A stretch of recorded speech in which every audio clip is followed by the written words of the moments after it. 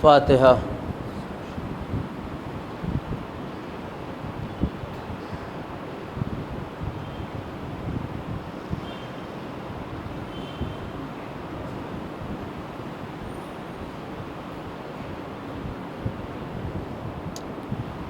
ماشاء اللہ لا حول ولا قوۃ الا باللہ العلی العظیم۔ اعوذ باللہ من الشیطان الرجیم، بسم اللہ الرحمن الرحیم۔ الحمد للہ رب العالمین، الصلاۃ والسلام علی رسولہ الکریم و مولانا مولائی الثقلین جد الحسن الحسین ابی القاسم المحمد۔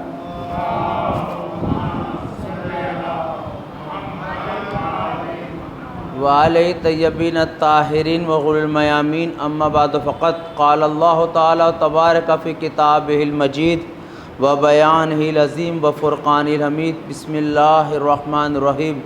لقد کان لکم فی رسول اللہ اسوۃ حسنہ۔ صلوات بھیجئے محمد و آل محمد۔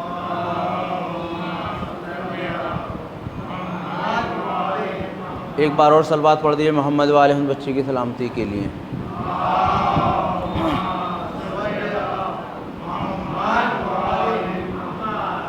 ارباب اعزا، برادران ایمان، محبان اہل بیت علیہم الصلاۃ والسلام، فرش عزا امام حسین علیہ السلام ہمارے پاس، ہماری کمیونٹی کے پاس واحد ایک ایسا ذریعہ ہے جہاں سے ہم دین اور دنیا دونوں کی تعلیم لے کے اٹھتے ہیں، اور یہ بات روز روشن کی طرح واضح ہے کہ مسلک تشیع میں دین اور دنیا ایک ہی چیز کا نام ہے، الگ چیز کا نام نہیں ہے، کیونکہ ہماری تخلیق پروردگار عالم نے اپنی اطاعت کے لیے کی ہے۔ اب اطاعت ہر اس معنی میں ہوگی جو زندگی میں پیش آتے ہیں۔ اگر عبادت کا نام جو نماز روزہ ہم کرتے ہیں یہی عبادت ہے، تو رزق حلال کا کمانا بھی عبادت ہے، اور دوسروں کے ساتھ کھانا اور کھلانا یہ بھی عبادت ہے۔ یہی سیرت ائمہ کی رہی، یہی سیرت اولیاء کی رہی، یہی سیرت اوصیاء کی رہی، اور یہی پیغام ہمیں ہمارے اماموں نے دیا ہے۔ اماموں کی زندگی سے بہت سارے چیزیں ہوتی ہیں، کسی بھی امام کی جب زندگی ہے، میں نے بار بار اپنی مجلس میں اس بات کو بیان کرنے کی کوشش کی ہے، امام کا بچپنا بھی ہے، دوستی بھی ہے، جوانی بھی ہے، لیکن ہم امام کی زیادہ تر زندگی کے ان واقعات پہ یا مصائب بیان کر پاتے ہیں کہ جو امامت ملنے کے بعد ہے۔ امامت کے بعد کیونکہ ان کے کاندھوں پہ ذمہ داری عائد ہو جاتی ہے، ذمہ داری پیدا ہونے کے بعد بھی، لیکن امامت کے بعد ہم تک پیغام پہنچانے کی اب وہ ہمارے امام ہیں۔ امام کو ہمیں کس طرح فالو کرنا ہے، امام کی زندگی کو کس طرح لینا ہے، اس کو سمجھنے کے لیے میں پیش نماز سے نہیں ملا رہا ہوں، لیکن اس کو سمجھنے کے لیے ہم نماز جماعت دیکھیں، بہت اہم بات ہے، اور یہیں سے ہم سلسلے کو چالو رکھیں گے، اپنے امام تک پہنچیں گے۔ نماز جماعت کا کیا حکم ہے؟ نماز جماعت کا حکم یہ ہے کہ آپ کو اپنی مرضی سے نہیں اٹھانا سر، جب تک امام نہ اٹھائے۔ آپ امام سے پہلے نہیں جاؤ گے جب تک امام رکوع میں نہ جائے، جب تک امام سلام نہ پھیر دے آپ سلام نہیں پھیرو گے۔ یہ تو ہے یعنی ایکٹیویٹیز کے اندر جو ہمیں انجام دینے ہیں۔ اسی طرح امام کا مطلب یہ بھی نہیں کہ سب کچھ امام پہ چھوڑ دیں آپ، سمجھے کہ اسے دوسرے معنی میں نہ لے جائیے گا۔ نماز جماعت کا کیا حکم ہے کہ پیش نماز آپ کے سورہ الحمد اور دوسرے سورے کا ذمہ دار ہے۔ رکوع میں اپنا ذکر آپ کو کرنا ہے، سجدے میں اپنا ذکر آپ کو کرنا ہے، سلام آپ کو پھیرنا ہے۔ یعنی امام ایک وسیلہ ہے، ایک ذریعہ ہے اللہ تک پہنچنے کا، اور اس ذریعے اور اس وسیلے کو اسی طرح انجام دینا ہے کہ آپ اللہ کی معرفت کو اختیار کر لیں، کیونکہ جن اہل بیت علیہ السلام کے فضائل اور کمالات کو دیکھنے کے بعد ہمیں جوش و خروش پیدا ہوتا ہے اور ہماری محبتیں جاگتی ہیں۔ ان اہل بیت علیہ السلام نے بھی اپنی زندگی اس خالق کائنات کی اطاعت کے خاطر گزاری ہے، کیونکہ جب تک ہم خالق کائنات کی صحیح معرفت نہیں لے پائیں گے، دیکھیے دونوں چیزیں ایک دوسرے کے لیے کہتے ہیں کمپلسری، لازم و مظلوم ہے۔ اہل بیت کو سمجھنے کے لیے اللہ کی اطاعت کا ہونا، اللہ کی مصلحت کا، اللہ کی طرف سے ارشاد کا ہونا، اللہ کی طرف سے پرمیشن کا ہونا ضروری ہے، اور اللہ کو سمجھنے کے لیے اہل بیت علیہ السلام کی زندگی ضروری ہے، کیونکہ اہل بیت ہی وہ ہیں کہ جن کے ذریعے ہم اللہ کو سمجھ سکتے ہیں، ورنہ ذرا سی ٹھوکریں، ذرا سی مشکلیں، ذرا سی پریشانیاں ہمیں کفر کے دائرے میں لے جاتی ہیں، مایوسی کی طرف لے جاتی ہیں، ہمارے پاس کوئی نمونے عمل نہیں ہوتا، ہم مایوس ہوتے چلے جاتے ہیں۔ لیکن زندگی کے ہر پہلو میں زندگی کے ہر مقام پر آپ تاریخ اسلام اٹھا کے دیکھیے گا. میں راوی کی بات نہیں کر رہا ہوں، راوی یعنی نقل کرنے والے. میں ابتداً یہ بات عرض کرتا چلوں، شیعت کے ساتھ جہاں بہت ساری ناانصافیاں اور ظلم ہوئے ہیں، شیعت کے ساتھ ایک ظلم یہ بھی ہوا ہے کہ ان کے اہل بیت یعنی ہمارے اہل بیت علیہ السلام کو تو قتل کیا گیا، لیکن ہمارے اہل بیت علیہ السلام کی جو احادیثیں تھیں، جو کتابیں تھیں، جو ان کے ارشادات تھے، جو ان کے فرمان تھے، ان کو بھی مٹانے کی برابر کوشش کی گئی ہے. تاریخ اسلام گواہ ہے، تاریخ شیعت کبھی پڑھیے گا اگر آپ کو موقع مل جائے کہ کتنے شیعوں کے کتب خانوں کو آگ لگا دی گئی. آپ پڑھیے گا کتنی شیعوں کی کتابوں کو بغداد کی نہر میں ڈال دیا گیا. آپ پڑھیے گا کہ بغداد کی نہر کئی دن تک، دجلہ فرات جو ہے شیعوں کے ائمہ کی احادیث سے جو لکھی ہوئی تھی، زیادہ روشنائی سے ہوتی تھی، کئی دن تک پانی کالا رہا. اب ظاہر سی بات ہے بہتے دریا کا پانی ایک دو کتاب سے نہیں ہوتا، کتنا سرمایہ تھا. لیکن یہ وعدہ خالق کائنات کا، انا نزلنا الذکر و انا لہ لحافظون، ہم نے اس ذکر کو نازل کیا، ہم حفاظت کریں گے. جس طرح اس نے قرآن کی حفاظت کی ہے، اسی طرح ذکر اہل بیت علیہ السلام کی وہ حفاظت کر رہا ہے. بس ہمیں اپنی ذمہ داری سمجھتے ہوئے جو ذکر ہم تک آ گیا ہے اس کو پڑھ کر دوسروں تک پہنچا دیں، کیونکہ یہ دوسروں تک پہنچانے کا طریقہ بھی تبلیغ کا معنی ہے. یہ دوسروں تک پہنچانا بھی یہ سلسلہ ہے. یہی سلسلہ نبی اماموں کے دور میں رہا. اس وقت کاغذ قلم کی اتنی وہ نہیں تھی، کس طرح باتیں پہنچائی جاتی تھی. یہ راویوں کا سلسلہ کیا ہے؟ یہ راویوں کا سلسلہ یہ ہے کہ لوگ نبی کی بزم میں آتے تھے، لوگ اماموں کی خدمت میں آتے تھے، امام کوئی حدیث فرماتے تھے، وہ حدیث وہ دوسرے سے نقل کرتا تھا، دوسرا تیسرے سے نقل کرتا تھا، تیسرا چوتھے سے نقل کرتا تھا. اب وہ ہوتے ہوتے آج ہم تک پہنچی ہیں. اسی لیے ہمارے علامہ مجلسی علیہ رحمہ، باقر الصدر، جتنے لوگوں نے جتنے اٹھا کے دیکھے، علامہ ہلی، یہ جو آج ہمارے پاس کتابیں موجود ہیں، ہمارے مسلک کے اندر کتابیں معتبر ہیں، لیکن قرآن سے زیادہ کوئی کتاب ہمارے نزدیک معتبر نہیں ہے. کیونکہ شیعوں کا جب خزانہ جلا دیا گیا، لوٹ لیا گیا، تو ہمارے علماء نے ان کو جمع کیا. توجہ فرمائیے گا، ان احادیث کو، روایتوں کو، راویے کے سلسلے کو، ان سب کو جمع کیا، اور جمع کرنے کے بعد اپنی کتاب کے شروع میں ایک بات لکھی جو بڑی اہم بات ہے کہ ہم نے پھول اور کانٹے جمع کر دیے ہیں. آنے والوں کا فرض بنے گا اس میں سے پھول ایک طرف کرتے چلے جائیں، کانٹے ایک طرف کرتے چلے جائیں. ایک صلوات پڑھ دیے مل کے محمد و آل محمد.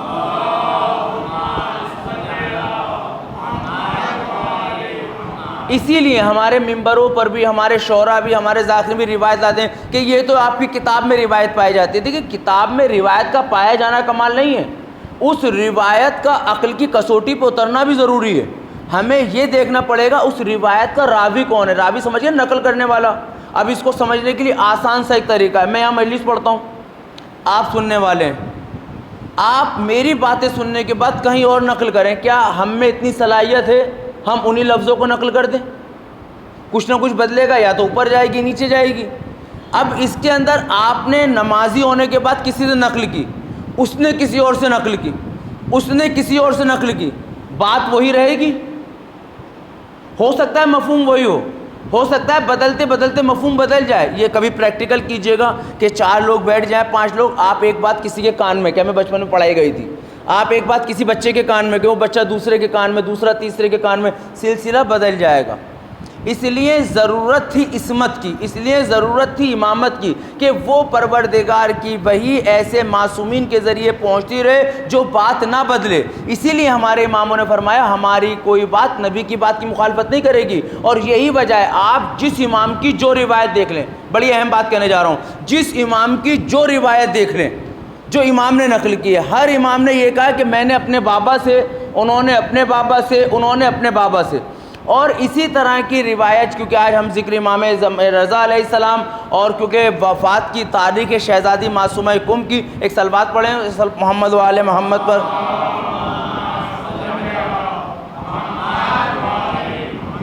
ان کی ذکر امام کا کرنا تھا اور یہ تاریخ بھی آگے، تو دونوں کو ملائیں گے. انہی سلسلے کی ایک روایت ملتی ہے، سلسلۃ الذہب، سنا ہوگا آپ نے، بہت مشہور ہے. میں پورا نہیں پڑھوں گا اس کو، میں صرف اشارہ دوں گا کیونکہ جو چیزیں مشہور ہوتی ہیں میرا اپنا دل چاہتا ہے کہ ہم خود گھر جانے کے بعد کتاب میں تھوڑا تلاش کریں. میں اس کی فضیلت آپ کو بتاتا ہوں. خدا نہ خواستہ ہمارے گھر میں کوئی بیمار ہو جائے، کوئی دیوانہ ہو جائے، کوئی مجنون ہو جائے، ہوتا ہے کبھی کبھی. تو امام فرماتے ہیں کہ یہ سلسلۃ الذہب کا جو تواتر ہے، سلسلہ ہے، جو اس میں ایک دوسرے کے نام لیے گئے حدیث بیان کرنے میں، اس میں اتنی طاقت ہے کہ اگر کسی دیوانے پر اس کو پڑھ کر دم کر دیا جائے تو وہ باہوش ہو جائے گا۔ وہ کیا ہے؟ کیا ہے سلسلہ؟ بہت سیدھی سی بات ہے، بہت مشکل نہیں ہے۔ ابھی حدیث نہیں سنا رہا ہوں میں آپ کو، صرف سلسلہ سنا۔ تواتر کیا ہے؟ وہ جب ہمارے امام اور آپ کے 8ویں امام امام رضا علیہ السلام ایران میں آئے اور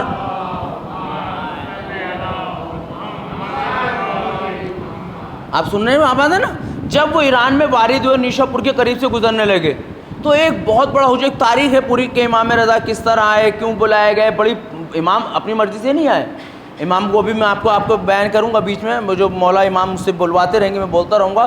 جب امام نیشا پور سے گزرنے لگے تو ایک بہت بڑی تعداد، روایت ملتی ہے کہ 20,000 تک کی روایت ہے۔ کتنی؟ 14 کی بھی ہے، 16 کی بھی ہے، میں نے کہا نا اختلاف روایتوں میں، 20,000 کی بھی روایت ہے کہ اس وقت 20,000 لوگ قلم دوات لیے امام کے منتظر ہیں۔ کم نہیں ہوتے، آپ 20,000 کو ذرا سوچئے اس دور کے حساب سے، اور امام کی سواری گزر رہی ہے، امام سواری پہ سوار ہیں، محمل کا پردہ پڑا ہوا ہے۔ دوسری جگہ وہ ایک چیز ہے کہ ایک نے کہا ہے محمل پہ، ایک میں کہا ہے کہ وہ چھتری نما ہے، کپڑے چہرے پہ پردہ پڑا ہوا ہے۔ اور امام کو جب مدینے سے یہاں لایا گیا ہے، ایران کی طرف لایا گیا ہے، امام کو اس راستے سے نہیں لایا گیا جو عام راستہ تھا، جو آسان والا راستہ تھا، کیونکہ اس وقت کے بادشاہ کو یہ یقین تھا کہ امام کو اگر ہم ان راستوں سے لے گئے تو کہیں انقلاب نہ آ جائے، تو امام کو اس راستے سے لایا گیا جہاں پر صحبتیں، پریشانیاں، مشکلیں آئیں۔ اور جب امام کو ان راستوں سے لایا گیا تو امام نے شکوہ نہیں کیا، اور شکوہ نہ کر کے ہم لوگوں کو ایک پیغام دیا، اگر دین کے خاطر تمہیں پریشانی بھی برداشت کرنی پڑے تو میری سنت پہ عمل کر کے برداشت کر لینا، کیونکہ وہ پریشانی نہیں ہے جو اپنوں کے لیے برداشت کی جائے۔ جسے علماء اخلاق کہتے ہیں کہ جیسے باپ محنت مزدوری کر کے تھکتا نہیں ہے، کیونکہ اس کی نگاہ میں اولاد کی پرورش ہے۔ ماں آگ پہ کھڑی ہونے کے بعد بھی، روٹی پکاتے ہوئے گرمی کا احساس ہونے کے بعد بھی شکوہ نہیں کرتی، کیونکہ اس کی نگاہ کے اندر اولاد کی بھوک کو مٹانا ہے۔ یہی اہل بیت علیہ السلام کا تھا۔ اہل بیت علیہ السلام کو لوگ جتنی پریشانیاں دیتے گئے، اہل بیت نے کبھی دنیا سے شکوہ نہیں کرا۔ اہل بیت نے کی نگاہ میں، کیونکہ یہ امت محمدی تھی جس کی نجات مقصود تھی، اس امت کی نجات کے خاطر ہر پریشانی کو برداشت کیا، اس راہ سے لے کے گئے۔ اب ان سے کہا گیا ہے کہ جب 20,000 قلم والے لوگ بیٹھے ہوئے ہیں کہ کچھ تو فرمائیں آپ۔ اب میرا دل چاہتا میں یہ جملہ کہوں، یہ وہی فرزند ہے، یہ اسی کی اولاد ہے جس کا جد کل قلم دوات مانگ رہا تھا، مگر لوگ قلم دوات دینے کو تیار نہیں تھے۔ تاریخ آپ کے ذہنوں میں ہوگی، اور آج قلم دوات لیے بیٹھے ہیں لوگ۔ امام نے پردہ ہٹایا، تاریخ کہتی ہے پردہ ہٹتے ہی بہت سے لوگ غشی کے عالم میں آ گئے، کیونکہ نور انور امام رضا اتنا پرکشش پر نور تھا کہ لوگوں کو غشی طاری ہونے لگی۔ اور اب انہوں نے کہا کہ امام کچھ فرمائیں۔ پہلے جملہ کیا تھا لوگوں کا؟ زیارت کرائیں، اپنی زیارت کرائیں امام پردہ ہٹائیں۔ امام نے پردہ ہٹایا، اب لوگوں نے کہا امام کچھ فرمائیں، تو امام رضا علیہ السلام نے فرمایا لا الہ الا اللہ۔ میں آسان لفظوں میں آپ کو سنا رہا ہوں، لا الہ الا اللہ ایک قلعہ ہے، اور جو اس قلعے میں داخل ہو جائے گا وہ امان پائے گا جہنم سے، مگر اس قلعے میں داخل ہونے کی کچھ شرطیں ہیں، اور ان شرط اور شروط میں سے ایک شرط میں ہوں۔ اب لوگوں نے کہا حضور اس کی روایت، اب یہ سلسلۃ الذہب ہے، میں نے واقعہ پورا نہیں سنا، اب یہ سلسلۃ الذہب۔ امام نے فرمایا یہ حدیث میں نے اپنے بابا یعنی ہمیں بولی سلسلۃ الذہب ہے، یہ آج ہم اس لیے دہرائیں گے، سب مل کے دہرائیں گے تاکہ سب کی جائز حاجات پوری ہو سکیں۔ یعنی میں نے، امام رضا فرماتے میں نے اپنے بابا امام موسیٰ کاظم سے سنی، انہوں نے اپنے بابا امام جعفر صادق علیہ السلام سے، انہوں نے اپنے بابا امام محمد باقر سے، انہوں نے اپنے بابا علی ابن الحسین سے، انہوں نے اپنے بابا حسین ابن علی سے، انہوں نے اپنے بابا علی ابن ابی طالب سے، اور علی ابن ابی طالب نے جب اس کو نقل کیا تو فرمایا میری جان قربان میرے نبی کے اوپر، میری جان فدا میرے بھائی نبی کے اوپر۔ یہ حدیث میں نے سنی علی پیغمبر اسلام سے، پیغمبر کو وحی آئی جبرائیل کی، جبرائیل لے کے آئے پروردگار سے۔ یہ وہ سلسلہ ہے کہ جس کے لیے روایت ہے کہ اگر بیمار پر پڑھ دو، دیوانے پہ پڑھ دو تو شفا مل جائے۔ تو میں کہنا چاہتا ہوں کہ ہمیں کسی کی دربار میں جانے کی ضرورت نہیں، جب ہمارے ناموں کے ہی اماموں کے نام ہمیں شفا یابی دے سکتے ہیں، بس معرفت اور عقیدت کی ضرورت ہے۔ ایک صلوات پڑھ دیں مل جل کے محمد و آل محمد۔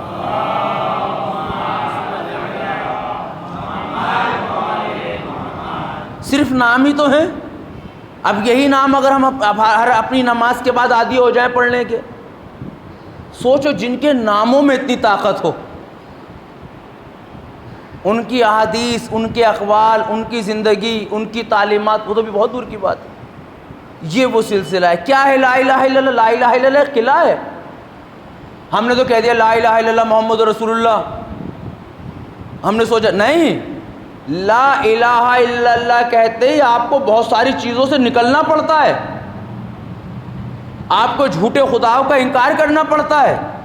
آپ کو لا الہ الا اللہ جو ایک قلعہ ہے، اس قلعے کے کہنے کا مطلب ہے کہ آپ اس کے حصار میں آ رہے ہیں۔ جب اس کے حصار میں آ رہے ہیں تو اب آپ کا بالکل اس طرح اس قلعے کو سمجھنے کے لیے میں آپ کے گھر میں آ رہا ہوں۔ جب میں آپ کے گھر میں آ گیا تو اب میں آپ کی پناہ میں ہوں۔ جب میں آپ کے گھر میں آ گیا تو اب مجھے یہ خیال رکھنا چاہیے کہ میں کب نکلوں کب نہ نکلوں، یہ زندگی ہے یا نہیں؟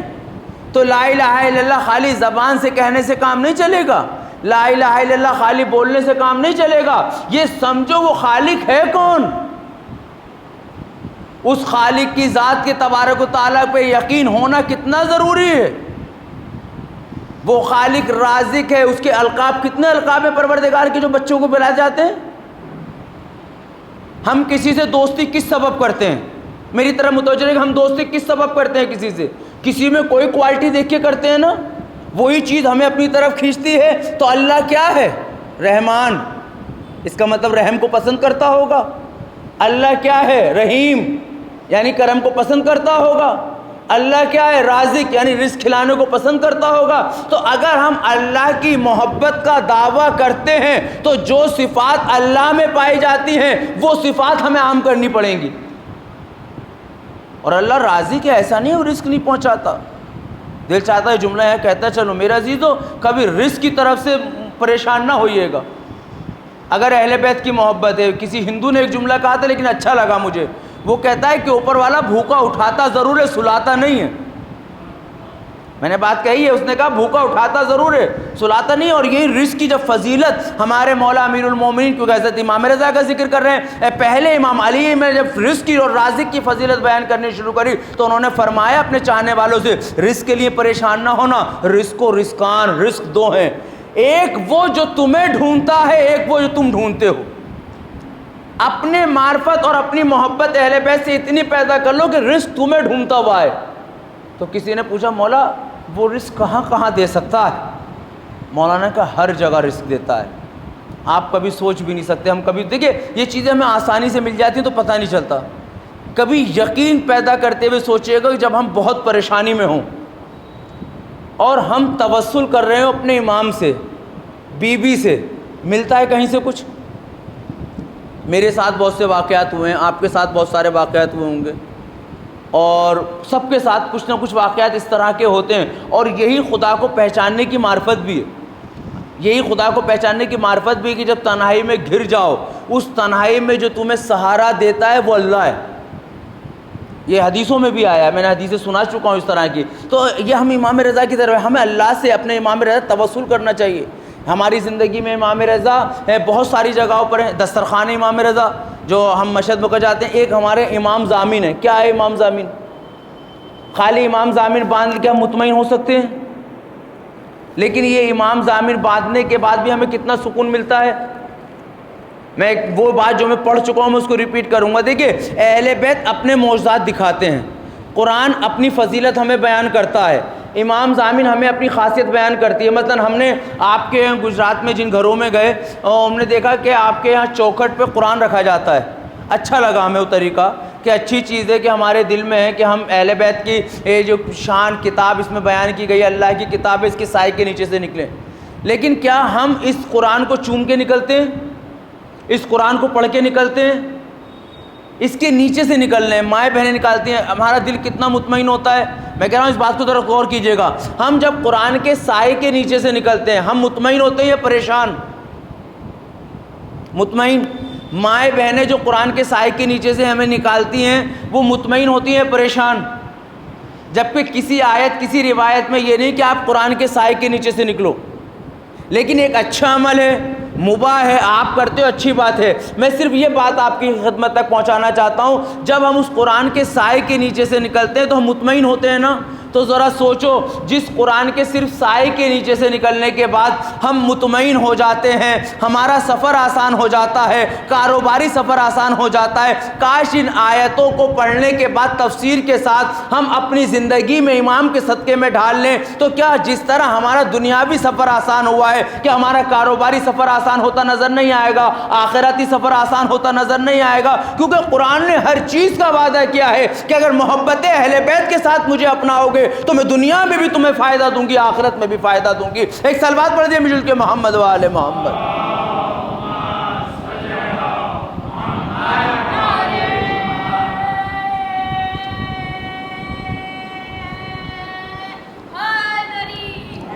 یا علی، قرآن بے پناہ فائدہ مند چیز ہے، ہمیں اہل بیت علیہ السلام کی زندگی سے لینا ہے۔ امام رضا کی زندگی کس طرح کی ہے؟ کم پریشانیوں میں نہیں گزری امام کی زندگی بھی، میں عرض کروں گا آگے آگے جس طرح آتا جائیں گے۔ قدم قدم پہ امتحان لیا گیا، ہم ایک دو امتحانات میں ڈر جاتے ہیں، اللہ ہمیں کچھ دے کے لے لے ہم رونے لگتے ہیں، ہمیں نہیں دے ہم مانگنا بھول جاتے ہیں، مگر امام کی زندگی کیسے گزر رہی ہے؟ بادشاہ نے وقت ابھی ان کے بزرگوں کو قتل کیا، والد کو قتل کیا، ان پہ مصیبت آ رہی ہے، چاہتا ہے کہ آ جائیں اور حکومت قبول کرے۔ امام نے کہا میں حکومت نہیں لوں گا، سازش کے تحت، کیونکہ بنی امیہ بنی عباس کا دور تھا، بنی امیہ کا دور ختم ہوا، بنی عباس آئے اسی نام پر تھے کہ اہل بیت کو حق دلوائیں گے، اہل بیت کو حق دلوائیں گے۔ کہا بلاؤ امام کو، اب ملاحظہ فرمائے، کہا بلاؤ امام کو، امام نے کہا میں نہیں آؤں گا، مجھے نہیں آنا۔ اب روایت اٹھا کے دیکھیں، 2 بار بلایا، 2 بار منع کیا امام نے، کہا ہمیں عہدے کی ضرورت نہیں ہے، ہمیں منصب کی ضرورت نہیں ہے۔ جب امام بار بار منع کرے، تیسری بار روایتوں میں ہے کہ 300 کا لشکر ایک میں، 200 کا لشکر، بہرحال تعداد سے بحث نہیں ہے، حکم دے کے اس ظالم بادشاہ نے حکم دے کے کہا کہ امام کو قید کر کے لاؤ۔ اور جب امام کو لایا گیا، اب دیکھیے جب امام مدینے سے نکل رہے ہیں، تاریخ پڑھیے گا جانے کے بعد آپ کے آنسو نکل آئیں گے میرے عزیزو۔ امام جب مدینے سے نکل رہے ہیں تو تاریخ کہتی ہے کہ بالکل وہی منظر ہے جو 28 رجب کو منظر تھا۔ امام نے اپنے بھائیوں کو، بہنوں کو، سب کو بلایا ہے۔ ہمارے امام کو ایک لقب کیا ہے؟ غریب زیارت میں پڑھتے ہیں نا السلام علیکم یا غریب الغربا، کیونکہ امام اپنے وطن سے نکل رہے ہیں۔ امام نے سب کو بلانے کے بعد تسلی دی، تلقین کی، انہیں بتایا کہ تمہارے اوپر کیا کیا شرعی ذمہ داریاں، تمہیں کس طرح کی زندگی گزارنی ہے۔ اور تاریخ کہتی ہے امام رضا بھی اسی طرح جس طرح ان کے جد امام حسین اپنے نانا کے روزے پہ گئے، یہ بھی اپنے نانا کے روزے پر گئے۔ اور جب کچھ چاہنے والوں نے امام کو روکنا چاہا تو امام نے فرمایا کہ نہیں، مجھے جانا پڑے گا کیونکہ حالات بڑے خراب ہو چکے ہیں، اور اگر اب میں نہیں گیا تو مصیبت آپ لوگوں کے لیے بڑھ جائے گی۔ یہ امام قربانی دے رہے نہیں دے رہے اپنے لوگوں کے لیے، کیونکہ اگر ظالم یہاں اٹیک کرتا، حملہ کرتا تو کتنی بے حرمتیاں ہوتی جو ہوا اس سے پہلے۔ امام یہاں سے نکلے، اور جب امام نکلے تو اب دربار میں امام کو لایا جا رہا ہے، لے کے آیا جا رہا ہے۔ یہ راستے کے واقعات ہیں سارے جو امام، جب امام پہنچ چکے ہیں تو امام سے کہہ رہے ہیں آپ قبول کیجئے۔ امام نے کہا مجھے قبول نہیں کرنا ہے۔ کہا آپ کو قبول کرنا پڑے گا۔ امام نے کہا نہیں کرنی مجھے قبول۔ جب بہت زیادہ بحث و اسرار ہو، بولا اچھا آپ ولی عہد بن جائیں، یعنی ہمارے پاس وارث بن جائے گا، ولی عہد ہی قبول کر لیجئے۔ اب دیکھیے ظاہر سی بات ہے، وہ ایک طرف تو دنیا کو دکھانے کے لیے کہہ رہا ہے لے لیجئے، دوسری طرف کہتا ہے اگر نہیں لوگے تو قتل کر دیے جاؤ گے۔ امام نے وہاں پر امامت کے منصب کو بچانے کی خاطر فیصلہ کیا، اور اس فیصلہ سنیں کہ چلیے میں تمہاری ولی عہدی تو قبول کر رہا ہوں، لیکن حکومت میں میرا کوئی عمل دخل نہیں ہوگا، میں کسی فیصلے میں انوالو نہیں ہوں گا، میں کچھ نہیں کروں گا، اس نے کہ چلیے اتنا ہی قبول کر لیجئے. اب لوگوں کو دکھا رہا ہے دیکھو ہم نے تو انہیں امام کو اس عہدے پہ دے دیا اور امام کو یہاں بٹھا لیا. اب امام کو یہاں موقع مل گیا کیونکہ اب دربار میں وابستہ ہو چکے ہیں, اب دین کی تبلیغ کا یہاں پر موقع ملا ہے.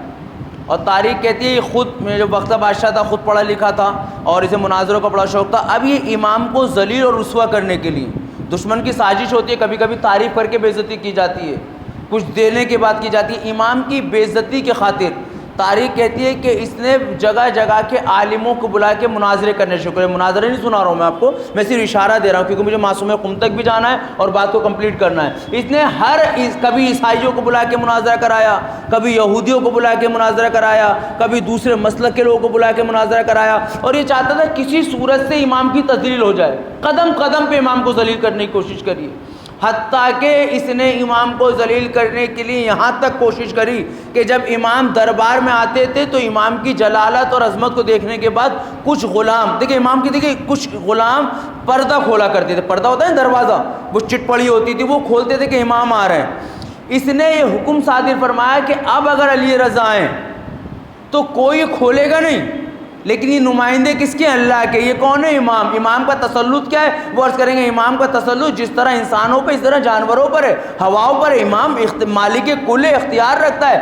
تاریخ یہ کہتی ہے کہ جب سب نے یہ عہد کر لیا اب امام کے آنے پر ہم یہ چادر نہیں ہٹائیں گے, پردہ نہیں ہٹائیں گے, میری جان قربان امام کی عظمت پر اللہ ہمیں معرفت امام عطا فرمائے. تاریخ نے یہ جملہ لکھا جیسے ہی امام چادر کے قریب آئے ایک ہوا ایسی چلی کہ پردہ ہٹ گیا. امام دربار میں آئے, سب نے سر جھکا لیے کیونکہ یہ کیا پلاننگ کیا بیٹھے تھے کہ ہمیں امام کی بے عزتی کرنی ہے. انہوں نے کہا چلو یہ اتفاق سے ہو گیا ہو. امام جانے لگے, پھر پروردگار کے حکم سے ہوا چلی, پھر پردہ اٹھا, امام پھر چلے گئے. روایت کہتی ہے اسی طرح یہ پردہ 3 یا 4 بار یعنی 3-4 روز اسی طرح پردہ اٹھتا گیا گرتا گیا, پردہ اٹھتا گیا گرتا گیا. میں کہوں گا یہ پردہ اٹھنے اور گر نہیں رہا تھا, یہ انسانوں کو متوجہ کر رہا تھا کہ تمہاری کیا حیثیت کہ تم امام کو معاذ اللہ تم ذلیل کرنے کی سوچو. امام کا اختیار تو ہواؤں پر ہے, جسے وہ عزت دینا چاہتا ہے عزت دیتا ہے, جسے ذلیل اور رسوا کرنا چاہتا ہے ذلیل اور رسوا کرتا ہے. صلوات پڑھ دیجیے کے محمد وآل محمد.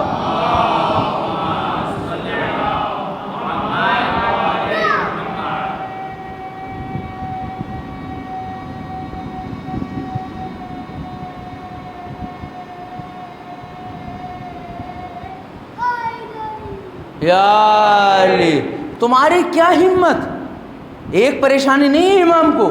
امام اب یہاں پہ زندگی گزار رہے ہیں, ان کو اپنے خانوادے کی بھی پرواہ ہے, اپنی بہن کی بھی فکر آ رہی ہے, اپنے بچوں کی بھی فکر آ رہی ہے. امام کو دوسرے جو ذمہ داری ان کے کاندھوں پہ وہ بھی آ رہی ہے. امام نے دوسرا کارنامہ میڈیکل سائنس میں, جیسے امام جعفر صادق نے فرمایا وہ کیا تھا, امام نے اطباء کو بلانے کے بعد طب کی نصیحتیں فرمانی شروع کری. پڑھیے گا کتاب طب امام رضا علیہ السلام, سنتی علاج کے کیا کھانا ہے کیا نہیں کھانا ہے, کس طرح علاج کرنا ہے, کس بیماری کا کیا ہو جائے گا, علاج کس طرح ہو جائے گا. بہت ساری ہوئی کیونکہ اہل بیت کے چاہنے والوں کو اذیتیں دی گئی. اس طرح بھی اذیت دی گئی کہ ایک مولا کا چاہنے والا تھا, اس کے منہ میں برف بھر دی گئی, وہ گرا کے انہوں نے امام سے توسل کیا. امام نے اس کو اس کا علاج بتایا خواب میں آنے کے بعد. اب وہ جو خواب میں بتایا تو اگلے دن امام کی خدمت میں آیا, کہا امام کوئی بتائے. امام نے کہا علاج وہی جو میں خواب میں بتا چکا ہوں. ایک اس طرح کے واقعے بے پناہ معجزات امام کے, لیکن ہم ان معجزات اور ان باتوں کو ذکر کریں گے جن کو فالو کرنے کے بعد ہم اپنی زندگی میں لے کے آ سکیں. امام نے برابر عدالت کے ساتھ زندگی گزارنے کا حکم دیا. امام نے کبھی کسی منصب کے لالچ میں کام نہیں کیا. اور یہاں پر ایک پیغام ہے, بہترین پیغام ہم مولویوں کے لیے اور شیعان حیدر کرار کے لیے. امام کو حکومت آفر ہوئی, امام نے نہیں لی. امام کو منصب ملا, امام نے منصب نہیں لیا. امام نے منصب نہ لے کے ایک پیغام دیا کہ کام کرنے کے لیے منصب کی ضرورت نہیں ہے, کام کرنے کے لیے منصب کی ضرورت نہیں, صرف کام کرنے کے لیے حکم خدا اور تمہاری معرفت کی ضرورت ہے. جس جگہ ہو اپنے لیبل پہ لے کے کام کرنا شروع کر دو. یہ امام کا پیغام ہے. اور آج بھی آپ دیکھیں الحمدللہ امام کی شہادت کے بعد بھی ان کے روزوں سے کتنے کام ہو رہے ہیں, امام کے فنڈ سے کتنا کام ہو رہا ہے. رضوی برانڈ جو ہے وہ امام کا ہے. کتنی چیزیں جو لوگ زیارتوں پہ گئے اللہ قبول فرمائے, اور جو نہیں جا پائے وہ ان کے در تک پہنچے. کبھی اس مقام پہ جائے گا نمائش گاہ جہاں پہ تجارتی سسٹم ہے, کیونکہ امام زندگی کا مالک ہوتا ہے، امام نے ساری چیزیں بتائی ہیں۔ اس امام کی زندگی ایسے گزری کہ جب نماز کا وقت آیا، عید کا وقت، اب یہ امام تبلیغات کر رہے ہیں، دین پہنچا رہے ہیں، چاروں طرف امام کے اخلاق، امام کے کردار کا زور شور ہونے لگا۔ اور امام خالی مردوں کی مدد اور انسانوں کی مدد نہیں کر رہے ہیں۔ جو میں نے امام ضامن کے آپ کے حوالے سے بات کری، یہ امام ضامن کا ہوا کہاں سے؟ امام ضامن کی جو سلسلہ ہے ضامن آہو، ایک ہرن کا بچہ سنا ہے نا واقعہ آپ نے؟ سنا ہی نہیں سنا واقعہ؟ آپ نے سنا ہوگا اس کو، اس لیے میں واقعہ نقل نہیں کر رہا ہوں، لیکن اس واقعے سے ہم کیا پیغام لیتے ہیں؟ ہمیں یہ پیغام لینا ہے کہ ہمیں اپنی زندگی امام رضا کے حوالے کرنی ہے، خالی بازو تک نہیں باندھنا، باندھنے کے ساتھ یہ عمل ضروری ہے، عمل کرنے کے بعد ہمیں یہ عہد اور پیمان بھی کرنا ہے، کیونکہ جب تک ان کی محبت معرفت کے ساتھ دل میں نہیں آئے گی۔ آج ہم ذرا سی دیر میں پھر جاتے ہیں، ایک بڑا حسین واقعہ مجھے ملا کہ ایک شخص روتا ہوا، 2 بچے یا 3 بچے اس کے فوت ہو چکے ہیں، جب ولادت ہونے والی ہوتی ہے ابورشن ہو جاتا ہے، اسقاط ہو جاتا ہے، پریشان ہوتا ہے، دنیا بھر کا علاج کرایا، علاج کراتے کراتے تھک گیا۔ اس کے خیال میں ایک بات آئی یہ کہ میں تھک چکا ہوں، اب میں اولاد نہیں کروں گا، لیکن پھر کسی نہ کسی طرح اس کو پتہ چلا جو حالات ہوئے ہوں کہ میں پھر باپ بننے والا ہوں، رونے لگا، اور روتے روتے اس نے کہا امام مجھے کچھ تو سہارا دیجیے، رو رہا ہے، گریہ کر رہا ہے، امام مجھے کچھ تو سہارا دیجیے۔ تاریخ کہتی ہے یہ جب حرم امام رضا کے قریب سے اندر جہاں مجالس وغیرہ کا سلسلہ رہتا ہے وہاں سے گزر رہا تھا، تو ایک ذاکر وہ ان کے والد کا واقعہ پڑھ رہے تھے، جو واقعہ میں نے نہیں سنایا تھا آپ کو، کہ جب ان کے والد امام رضا کے والد امام موسیٰ کاظم، جب ایک جگہ ایک بھیڑیا آیا، اور بھیڑیے نے آنے کے بعد کہا کہ میری بیوی کو، رو رہا ہے کہ میری بیوی کو بچہ ہونے والا ہے اور وہ پریشان ہے، میں بڑا پریشان ہوں کیونکہ اس کو بڑی تکلیف ہو رہی ہے، آپ دعا کرو۔ تو لوگوں کو تعجب تھا کہ ایک بھیڑیا آیا ہے امام کے پاس، امام نے اس کو جواب دیا، اور وہ جب جا رہا ہے تو وہ زور زور سے چیختا ہوا جا رہا ہے، زور زور سے چیختا ہوا جا رہا ہے۔ تو لوگوں نے پوچھا یہ کیوں آیا تھا امام؟ جو معرفت چڑھ، امام نے فرمایا یہ پریشانی میں تھا، سنیے گا میرے دوستو، یہ پریشانی میں تھا، پریشانی کا حل لینے آیا تھا۔ کہا پھر جاتے وقت کیوں چیخ رہا تھا؟ کیا کیونکہ میں نے اس کو بتایا جا تیرے ہاں ولادت ہو گئی ہے، تو یہ جاتے جاتے دعا کرتے ہوئے گیا ہے کہ پروردگار مجھ پر، ہماری نسلوں پر آل رسول کو حرام قرار دے دے، یعنی ہم کبھی ان پر حملہ نہ کریں، ہم کبھی ان کو کوئی نقصان نہ پہنچائیں۔ تو اب اس نے یہ واقعہ سنا، دیکھیں واقعات کس طرح زندگی بدلتے ہیں۔ اس نے جب یہ واقعہ سنا فوراً آنکھوں سے آنسو آنے لگے، اور جب اس کی آنکھوں سے آنسو آنے لگے تو فوراً وہاں سے مجلس سے اٹھا اور حرم کی طرف گیا، جا کے زری کو پکڑ لیا، اور زری کو پکڑنے کے بعد جملہ کہتا ہے کہ امام آپ کو آپ کے جد کا واسطہ، امام آپ کو آپ کے جد کا واسطہ، میں بڑی پریشانی میں ہوں، میرا کوئی سہارا نہیں، میں دنیا بھر کا علاج کرا چکا ہوں، ہر ڈاکٹر ہر طبیب کو دکھا چکا ہوں، مولا میری مدد فرماؤ، میں نہیں چاہتا کہ میری بیوی بار بار نامحرموں کے آگے جائے۔ اور یہ جملہ کہنے کے بعد اس کا مطلب یہ یہ دے رہا تھا کہ ہماری غیرتیں کہاں چلی جاتی ہیں۔ دیکھیے بڑی قیمتی بات میں کہنا چاہتا ہوں، ہماری غیرتیں کہاں چلی جاتی ہے۔ آج ہم علاج کے لیے کہاں جاتے ہیں؟ ڈاکٹروں کے پاس، کس کے پاس؟ اپنے مسلک کے ڈاکٹر ہیں کیا؟ لیڈی ڈاکٹر ہیں؟ نہیں ہیں، لیکن یہ غیرتوں کو یاد دلا رہا ہے۔ اسی لیے تو امام نے فرمایا، نبی نے فرمایا تم علم حاصل کرو، تاکہ اب علم کا مطلب خالی دین نہیں ہے، میں عرض کر چکا ہوں، ہماری ضرورت یہ بھی ہے کہ اپنے بچوں کو ڈاکٹر لائن میں ڈالیں، علم میں ڈاکٹری سکھائیں، تاکہ کل کو ان کی بچیاں، ہماری بچیاں اور بچے پڑھنے کے بعد میں کم سے کم ہماری بچیاں جب پڑھ کے بیٹھیں گی تو ہماری خواتین محرم نامحرم کے اس سے تو بچیں گی۔ آپ غور کر رہے ہیں جو میں کہنا چاہتا ہوں؟ یہ رو رہا ہے، اور یہ اتنا رویا کہ اسے غش آ گیا۔ جب غش میں تھا تو اس کو تاریخ کہتی ہے، واقعہ لکھنے والے لکھتا ہے کہ اسے کسی نے خواب میں کہا کہ بے فکر رہے، مطمئن رہے، چلا جا۔ یہ وہاں سے اٹھا، اور اٹھنے کے بعد آیا، اب اس کو وقت ولادت قریب آیا۔ دیکھیں امام نے وعدہ کر لیا اس سے، امام نے کہہ دیا، اس نے تمنا ظاہر کری، لیکن پھر جب اس کی بیوی کو درد ذہ ہوا، یعنی وہ وقت جب ولادت ہونے والی اس کو تکلیف کہتے ہیں، جب تکلیف ہونے لگی تو پھر رونے لگا۔ اب اسے خیال آیا کہ میں پہلے کہاں جاؤں، میں اس کی ماں کو بلا کے لاؤں، اس کے گھر سے کسی کو بلاؤں، کیونکہ میرے یہاں بچہ ہوتا ہے، مر جاتا ہے، مرے گا تو میں بچے کو لے کے جاؤں گا یا بیوی کا خیال رکھوں گا۔ تو بس یہ جیسے ہی جانے لگا، اتفاق کیوں، حرم امام رضا بہت بڑا ہے، بہت بڑا حرم امام رضا، کہ جب وہاں سے گزر رہا تھا پھر اس کی نگاہ گنبد پر پڑی، اور جب اس کی نگاہ گنبد پہ پڑی تو اس نے کہا کہ میں مشکل میں ہوں، مشکل کشا یہاں ہے، میں کہیں اور کیوں جاؤں؟ یہ پھر امام کے روزے کی طرف گیا اور امام کی زری کو پکڑنے کے بعد پھر گڑ گڑائے گا، مولا میں نے آپ سے گزارش کی تھی، مولا اپنی وعدے کو وفا کرنا، مولا میری تمنا پوری کر دینا، مولا مجھے پریشانی نہ ہونے پائے، مولا کوئی اذیت نہ ہونے پائے۔ تاریخ میں لکھا، علماء نے لکھا، دیکھیے واقعہ سنانے کا مقصد یہ تاکہ ہم اپنے یقین میں اضافہ کر سکیں۔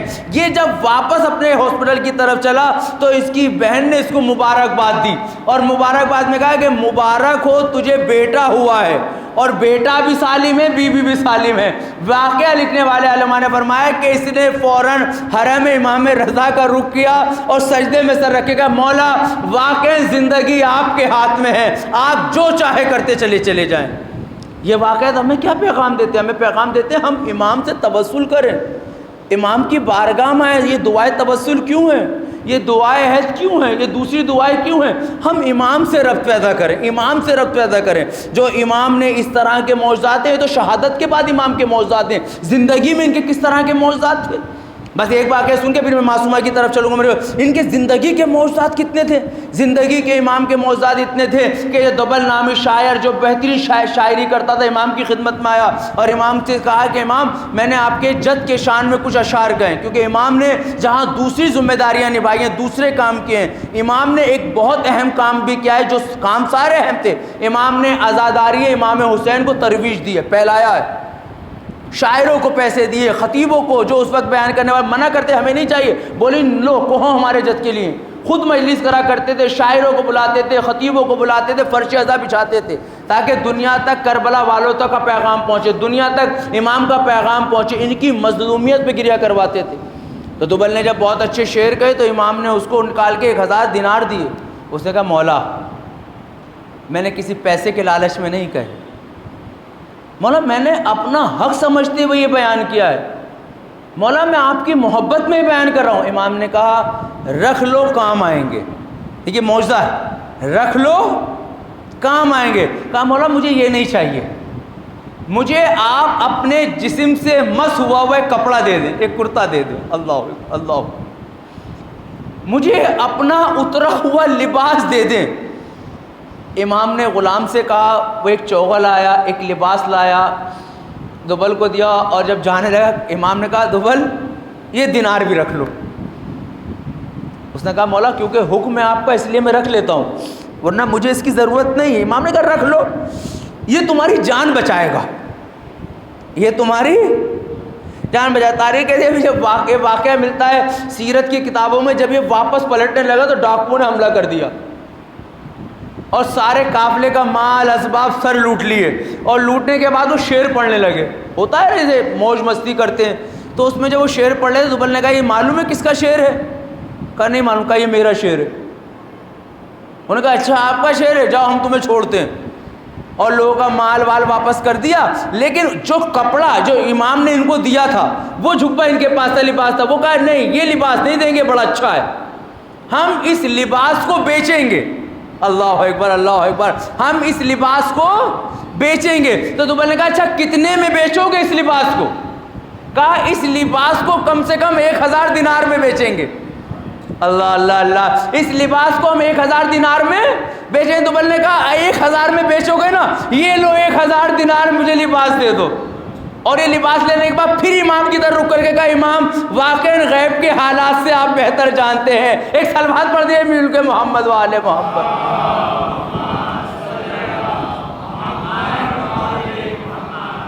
دیکھا امام نے کس طرح مدد فرمائی۔ اسی طرح کے نہ جانے کتنے واقعات مل جائیں گے، تاریخ میں آپ اٹھاتے چلے جائیں۔ اب امام کے یہ معجزات، یہ کرامات جب لوگوں تک پھیل رہے ہیں، لوگ امام بیماروں کی شفا یابی کر رہے ہیں، امام پریشان حال کی پریشانیوں کو دور کر رہے ہیں، اور امام نے ہر مقام پہ ہر کسی کی جو حاجت لے کے آ گیا۔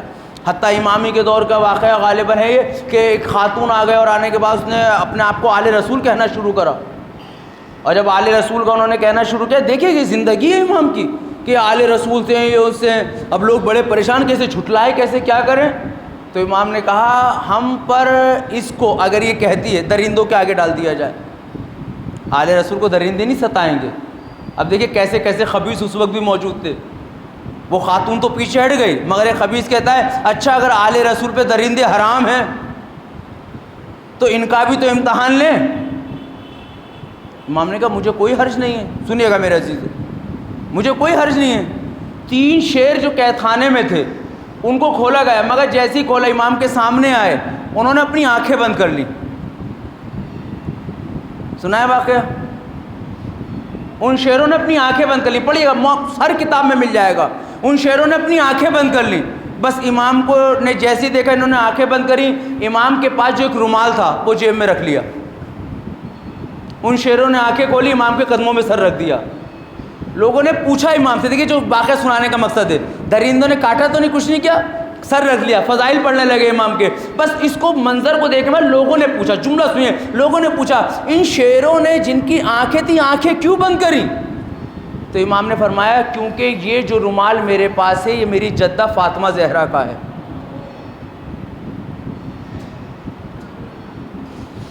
یہ رومال میرے پاس میری جدہ فاطمہ زہرا کا ہے. ان جانوروں نے یہ نہیں چاہا کہ میری جدہ کے رومال کو دیکھیں. پھر امام نے تھوڑے سے مصائب، تھوڑے سے جملے اپنی مصیبت، اپنے اہل بیت کی مصیبت کے پڑھے. یہ آپ ذرا میرے عزیزو اس چیز کو ذرا محسوس کیجئے کہ کس طرح کے حالات امام کن مصیبتوں سے گزر رہے ہیں، کس اس سے گزر رہے ہیں. امام نے کہیں بحث نہیں کری، کہیں کوئی حجت نہیں کری.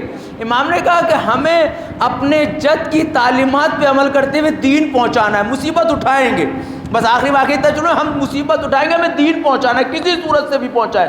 حتیٰ کہ وہ وقت بھی آ گیا کہ اب یہ ولی عہدی جب قبول کر چکے کہ اب آپ عید کا دن آپ نماز پڑھائیں. امام نے کہا نہیں. بہت سارے واقعات ہیں امام کے، پڑھیے گا میرے عزیزو، کیونکہ ایک دن کی مجلس میں باتیں نہیں ہو پاتی، یہ سب چیز ہم تو اشارہ دیتے ہیں، اس کو پڑھے نہیں خالی، ان واقعات کو محسوس کیجئے زندگی میں. اب میرے ساتھ ذرا محسوس کیجئے کہ عید کا، رمضان کا مہینہ، عید کا وقت، مالک یہ کہتا ہے، بادشاہ کہتا ہے عید کی نماز آپ پڑھائیں. امام نے کہا ہمیں نہیں پڑھانی. کہتا ہے نہیں آپ کو پڑھانی پڑے گی. امام نے کہا ہم نہیں پڑھائیں گے. کہا آپ پڑھائیے عید کی نماز، ہم کہہ رہے ہیں آپ سے. اب دیکھیے امام نے کیا شرط رکھی، میری جان قربان امام کی شرط کے اوپر. امام نے کہا اگر تو ہم سے چاہتا ہے کہ ہم عید کی نماز پڑھائیں تو ہم عید کی نماز اسی انداز سے پڑھانے نکلیں گے جیسے ہمارے جد رسول اللہ نکلا کرتے تھے. اب دیکھیں انہیں موقع ملا نا اپنے جد کی تعلیم کا پھیلانے کا. اس نے کہا مجھے کوئی حرج نہیں ہے. تاریخ کہتی ہے کہ عید کا دن نمودار ہوا، امام نے غسل کیا، صاف ستھرا لباس پہنا، پہنتے ہی تھے، سر پہ سفید عمامہ رکھا، عطر لگایا، ننگے پاؤں پاجامہ ٹخنوں تک کر کے. مستحب ہے عید کی، دیکھیے اب یہ چیزیں فالو نہیں ہوتی، نہ مولوی کرتا نہ عوام کرتی. عید کی نماز کے لیے عیدگاہ اسی لیے تو بنائی گئی ہے. اب یہ ایک الگ مسئلہ ہے، میں ادھر بحث نہیں جاؤں گا کیونکہ پھر بات پھر اختلاف کی شکار ہو جاتی ہے. لیکن اس چیز کو محسوس کیجئے کہ مستحب ہے جب عید کی نماز پڑھنے جاؤ تو ننگے پیر ہوں. اب پڑھیے گا بہرحال، ابھی اختلاف کا شکار ہو جائے گی لیکن اس کو دیکھیے گا. امام اس انداز سے نکل رہے ہیں. میرے نوجوان خصوصاً توجہ فرمائیں، عید کا دن کیسا دن ہوتا ہے؟ ہر آدمی تیار ہوتا ہے. تاریخ کہتی ہے کہ امام سر پہ عمامہ لیے، پاک صاف لباس، ساری چیزیں پہنے ہوئے، پاک صاف رہتے ہی امام، سفید عمامہ پہنے ہوئے، عطر لگائے، عصا لے کر جب اپنے گھر سے نکلے ننگے پاؤں تو ایک لشکر باہر کھڑا تھا کہ امام سواری پہ سوار ہوں گے. امام نے کہا نہیں، ہم عید کی نماز ایسے پڑھانے جائیں گے، ہم نے شرط رکھی جیسے ہمارے نانا پڑھانے جاتے تھے. اب جو امام نے نکلنے کے بعد تکبیر کہی، اللہ اکبر، تاریخ کہتی ہے کہ لوگ مشتاق تھے کیونکہ خبر پھیل گئی تھی نا کہ امام رضا نماز پڑھائیں گے، امام رضا نماز پڑھائیں گے. امام کی تکبیر کہتے ہیں، لوگ کہتے ہیں جو گھڑ سوار تھے گھوڑوں سے گر گئے، غشی کا عالم آنے لگا. سب نے جواب دیا اللہ اکبر، نعرے تکبیر اللہ اکبر بلند کرا اور یہ دوسری تکبیر کہی تو لوگوں کو غش آنے لگا. تاریخ کہتے ہیں جیسے امام نے، کیونکہ عید کی تکبیریں ہوتی ہیں نا، تکبیر ہوتے نا، امام جب آگے چلتے ہیں دیکھیں کس طرح. آپ ذرا محسوس کیجئے، اس کو ذرا سوچئے کہ امام چل رہے ہیں، بھیڑ امام کے پیچھے آنی شروع ہو گئی ننگے پاؤں. روایت کہتی ہے امام نے جب کہا تیسری تکبیر کہ اللہ اکبر، اور جیسے امام نے تکبیر کہی تو لوگوں نے چاقوؤں سے اپنے جوتے کاٹے. جو اس ٹائم کے جوتے چلا کرتے تھے چمڑے والے جیسے، اس کو کاٹے اور امام کی طرح سب ننگے پاؤں ہو گئے. اور اب امام چلتے جاتے ہیں، بھیڑ پیچھے اتنی کہ کسی نے جا کے بادشاہ وقت سے کہا کہ اگر آج علی رضا نے نماز پڑھا دی تو تیرا تختہ پلٹ جائے گا. آج اگر علی رضا نے نماز پڑھا دی تیرا تختہ پلٹ جائے گا. روک، تو نے یہ کیا غضب کیا؟ اس کا مطلب امام پیغام دینا چاہتے ہیں ہم حکومتوں کے محتاج نہیں ہیں، ہم تو دلوں پہ حکومت کرتے ہیں، ہمیں ذرا سی دیر کے لیے بھی مہلت ملے گی ہم اللہ کی وحدانیت تم لوگوں تک پہنچاتے نظر آئیں گے. تاریخ کہتی ہے میرے عزیزوں کہ یہ بھاگے ہوئے آیا ایک پیغام، اور آنے کے بعد اس نے کہا کہ آپ کو نماز نہیں پڑھانی. اب یہاں پر میں ایک پیغام دینا چاہتا ہوں. امام نے کوئی بحث کی، حجت کی، اس وقت تو موقع تھا، اس وقت تو سب لوگ تھے. امام نے کہا نہیں، ہماری معرفت اور ہماری پہچان رکھنے والا ہمارے نقش قدم پہ چلے گا. امام واپس ہو لیے. اور اب یہاں سے تاریخ کہتے ہیں امام کے یہ وہ عمل تھا جس نے اس ملعون کے دل میں اتنا سخت وہ پیدا کیا کہ اس نے امام کو زہر دیا، انگور کے ذریعے زہر دیا. اور کیونکہ آج وفات میں 2-4 جملوں میں کہتا چلوں، ایک صلوات پڑھے محمد و آل محمد. کل اچھا چلیے کل بھی عرض کریں، لیے کہتا چلوں اب امام کو زہر دیے. ایک صلوات بہتر ترین پڑھ دیجئے محمد و آل محمد.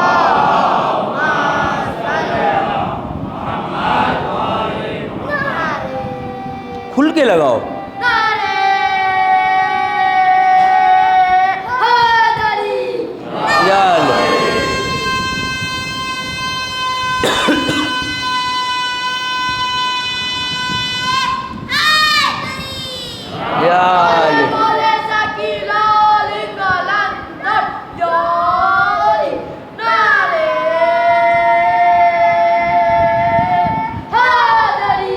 یا اللہ مولا سلامت رکھیں. ان نعروں پہ بھی دھیان دینے کی ضرورت ہے. دیکھیں کیا ہے. بہرحال امام نے کیا کس پیغام ہے؟ امام واپس آئے اور واپس آنے کے بعد ابا سلط کو بلایا. بلانے کے بعد انہیں بتایا تو ابا سلط اب کیا کیا حالات ہونے والے ہیں. ایک معجزہ نہیں ہے امام کا اس طرح کا. امام نے ہر مقام پر، امام نے اپنے چاہنے والوں کو ہر مقام پر بچانے کی کوشش کی. زیارتوں کو جایا کریں، بڑی فضیلت ہے زیارتوں کی. یہ بات آئی تو میں کہتا چلوں، زیارت صرف ایک ایسی عبادت ہے جس کے لیے قرض لینے کی بھی اجازت ہے. اور اگر آپ بار بار زیارت پہ جاتے ہیں تو میں ان کو منع نہیں کر رہا ہوں، لیکن کوشش کریں کہ اگر آپ 1 2 3 بار کر آ چکے ہیں تو ان لوگوں کو بھیجنے کی کوشش کریں جو ابھی نہیں جا پائیں. یہ ایک آپ کا عمل ہوگا. اور نیت، اللہ نیتوں پہ برکت دیتا ہے. آپ کو صرف عہد اور سوچنا ہے، کیونکہ یہ زیارتیں آج آپ سن کے جب یہاں سن رہے ہیں تو آپ کو کیسا محسوس ہو رہا ہے؟ یہی باتیں، یہی پیغام جب ہم حرم امام رضا میں بیٹھ کے سنیں گے، یہی پیغام جب ہم امام سے عہد و پیمان کریں گے، اور دعاؤں کے لیے بھی جو لوگ زیارتوں پہ جا چکے ہیں نا، سوشل میڈیا پہ آپ کو ہر روزہ مل جائے گا. اس کو جب دعائیں مانگے نا کسی امام سے توسل کریں. میں اکثر یہ عمل انجام دیتا ہوں اور میں نے علماء سے بھی سنا ہے کہ اس کو آنکھیں بند کر کے آپ محسوس کیا کریں جیسے آپ روزے میں آپ ذریع پہ کھڑے ہیں، آپ کو ایک اندر سے کیفیت محسوس ہوگی، ایک اندر سے کیفیت محسوس ہوگی.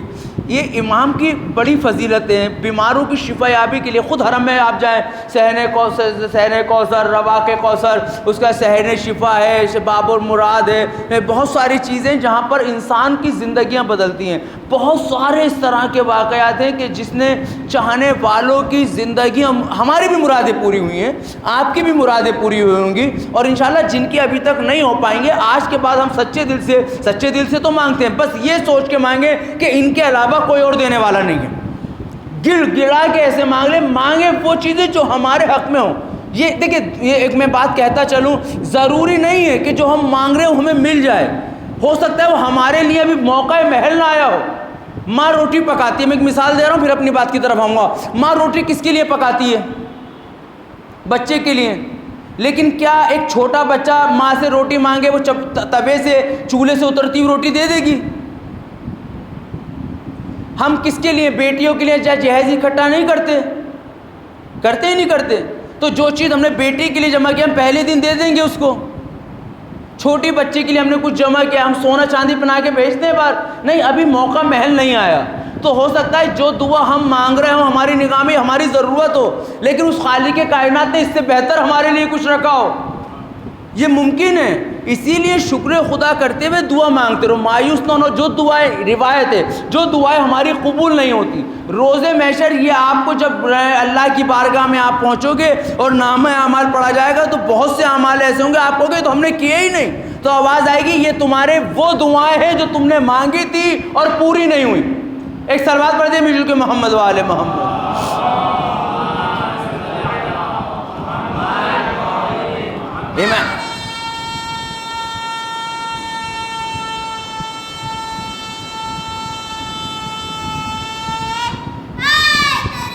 یا علی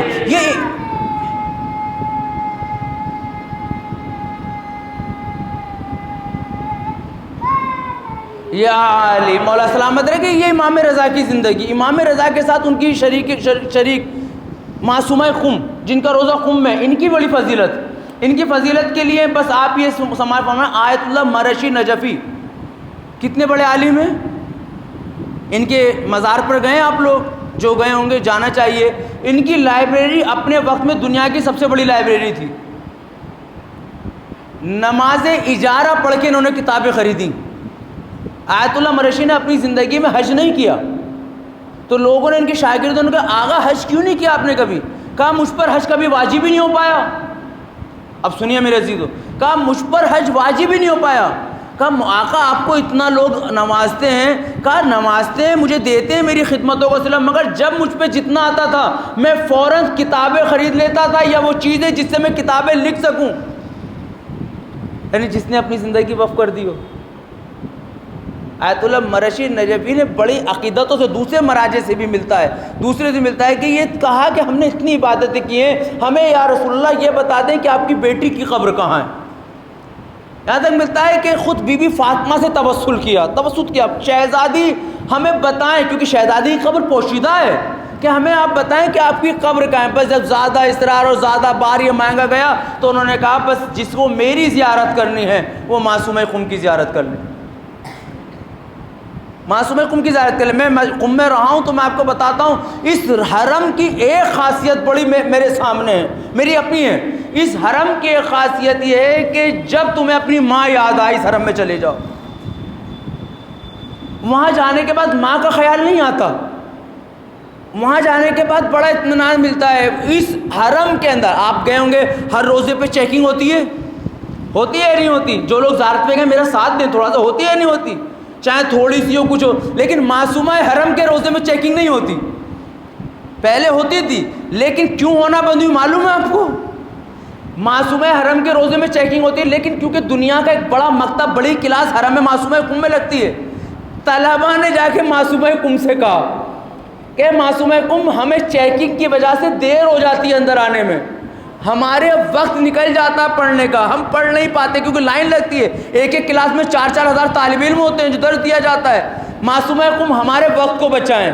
تو جو حرم کا مجاور تھا، متولی تھا، اس کے خواب میں معصوم آئی کہ آج سے ہمارے حرم کی چیکنگ تم نہ کرنا۔ اللہ اکبر اللہ اکبر۔ تاریخ کہتے ہیں اس کے بعد ایک خاتون بم باندھ کر یا بم لے کے حرم میں داخل ہوئی کہ روزے کو نقصان پہنچائے، مگر جب وہ روزے میں گئی تو وہ اس کی کیفیت نہ جانے کیا ہوئی کہ وہ گارڈ کے پاس گئی اور جانے کے بعد کہا کہ میرے بدن پہ بم بدے ہوئے، مجھے لے جاؤ یہاں سے۔ تو جب وہ بم کو ڈیفیوز کیا گیا، اس سے پوچھا کہ تو نے بم پھاڑے کیوں نہیں؟ کہا پتہ نہیں، آئی اسی ارادے سے تھی، مگر جب حرم میں داخل ہوئی تو کیفیت میری بدلنے لگی، اور میں نے جب اس حرم میں ٹہلتے ہوئے بچوں کو دیکھا تو میں نے خیال کرا جہاں لوگ اتنے اطمینان سے ہیں میں کس طرح یہاں پر نقصان پہنچاؤں۔ ایک واقعہ نہیں ہے، شاید کسی ملک کی ایمبیسڈر تھی، ایمبیسڈر ممبر آف پارلیمنٹ، میں نام بھول رہا ہوں اس ٹائم، میں دیکھ کے بتاؤں، ممبر آف پارلیمنٹ تھی وہ، دنیا بھر کے پارلیمنٹ، ممبر آف پارلیمنٹ ہر جگہ جاتے ہیں، برٹش کی غالباً۔ وہ جب ایران آئی تو اس نے چاہا کہ میں بھی معصومہ جاؤں، لوگوں نے کہا، تو اس نے کہا کہ آپ جا سکتے ہو لیکن نقاب پہن کے حجاب کر کے جائیے، بس یہ آخری بات کہ حجاب کر کے جائیے۔ اس نے کہا میں جانا چاہتی ہوں۔ جب اس کو لایا گیا تو اس نے کہا بس 2 منٹ کی مجھے پرمیشن دیجیے۔ 2 منٹ وہ بیٹھی، اور بیٹھنے کے بعد اس سے پھر کہا گیا چلیں، اس نے کہا تھوڑی دیر اور پرمیشن دے دو۔ وہ بیٹھی، آدھا گھنٹہ بیٹھی، پھر آدھے گھنٹے بعد جب اس سے کہا گیا چلو، بولے تھوڑی دیر اور اجازت دے دو۔ آپ پڑھیے گا اس کے بارے میں، سرچ کیجئے گا، میں صرف اشارہ دے رہا ہوں۔ اس نے یہاں سے اٹھنے کے بعد ایمان قبول کر لیا، اسلام قبول کر لیا۔ کہا، اس سے پوچھا یہ کیا ہوا؟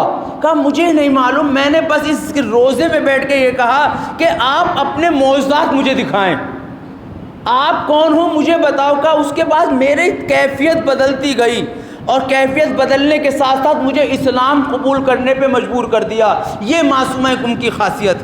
اسی طرح امام رضا کے حرم میں آنے کے بعد نہ جانے کتنے لوگوں نے اسلام قبول کیا۔ ہر روزے پر موقع ملا، امام علی کے روزے پر، امام حسین کے روزے پر لوگ لے کے آتے ہیں۔ شری روی شنکر جب دلی سے پہنچے تو انہوں نے وہاں پہ ایک ہاسپٹل قائم کر رہے تھے، اس میں ہارٹ ڈپارٹمنٹ میں ڈونیشن بہت اچھی دی انہوں نے کہ ہم چاہتے ہیں یہاں پہ قائم ہو۔ تو رپورٹر نے پوچھا آخر یہ یہیں پہ کیوں قائم کر رہے ہیں؟ تو ایک جملہ اس نے کہا تھا، کسی شیعہ نے لکھ کے دیا ہو، اس کی معرفت ہو۔ کہا میں ہارٹ سرجری کے لیے اس لیے یہاں پیسہ دے رہا ہوں کیونکہ اگر آج انسانیت کے شریر میں دل دھڑکتا ہے تو حسین کا صدقہ ہے۔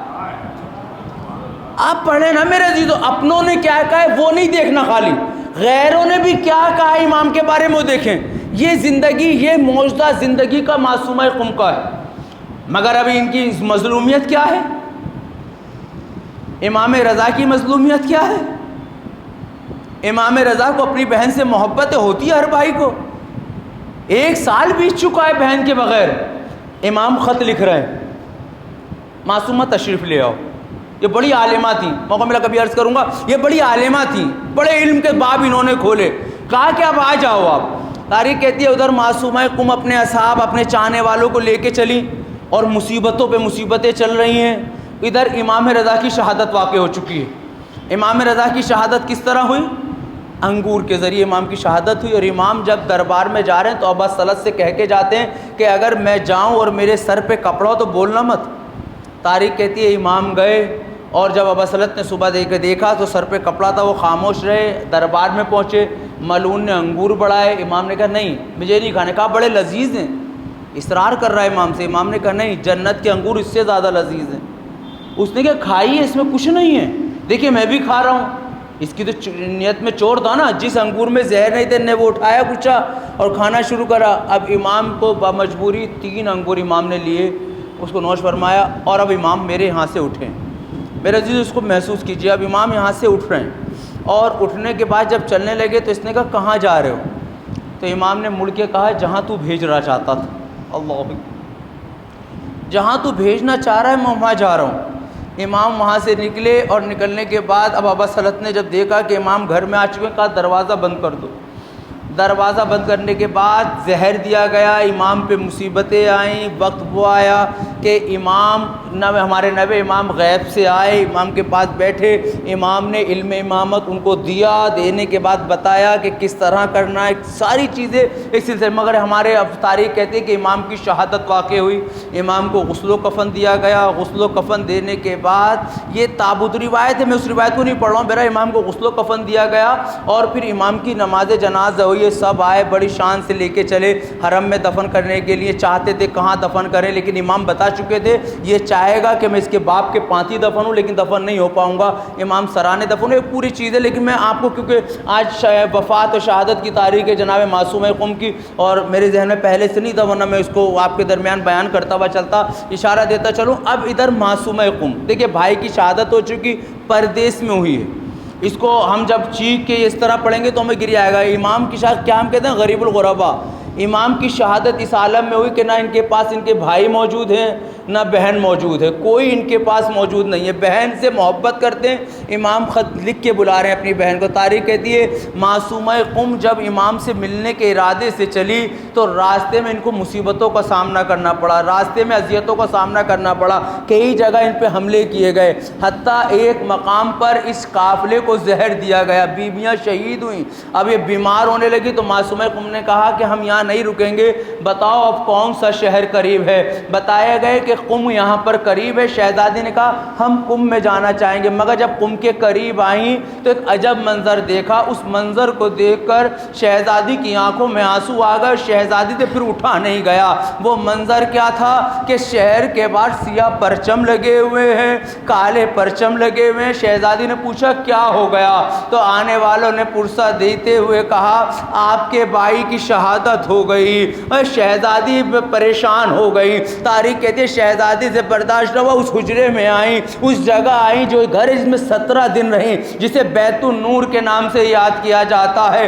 امام نے اپنے بھائی پہ 17 دن مسلسل گریہ کیا، روایت کے کم سے 17 دن یا 18 کم مسلسل گریہ کیا۔ میں کہوں گا اے معصوم ارے میں نے مانا آپ کے بھائی کی شہادت ہوئی، بڑا غم تھا، مگر آپ نے اپنی آنکھوں کے سامنے اپنے بھائی کو ذبح ہوتے ہوئے نہیں دیکھا۔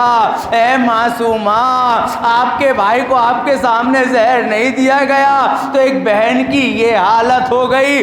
کبھی زینب بی بی سے پوچھو، جس کے سامنے اس کے بھائی کو خود خنجر سے ذبح کیا گیا۔ اللہ اللہ، تاریخ کہتی ہے معصومہ کی مسلسل مجلسیں کرتی رہیں، بھائی کے پرسہ لیتی رہیں، بھائی کے مصائب پڑھتی رہیں۔ ارباب شہادت کی تاریخ میں جملہ کہوں، اے معصومہ کو آپ کم سے کم کھل کے بھائی پہ رو تو رہی ہیں، مگر آپ سوچو آپ کے پاس اپنا گھر بھی ہے جس مقام پہ آپ کھل کے رو رہی ہیں، مگر اماں فاطمہ باپ کے شہادت کے بعد ظالم رونے بھی نہیں دیتے۔ اے بی بی آپ کو پرسہ دینے کے لیے لوگ ہاتھوں گئے، مگر ذرا بی بی فاطمہ کی زندگی بھی ملاحظہ فرمائے، کوئی رسول کا پرسہ نہیں دیتا۔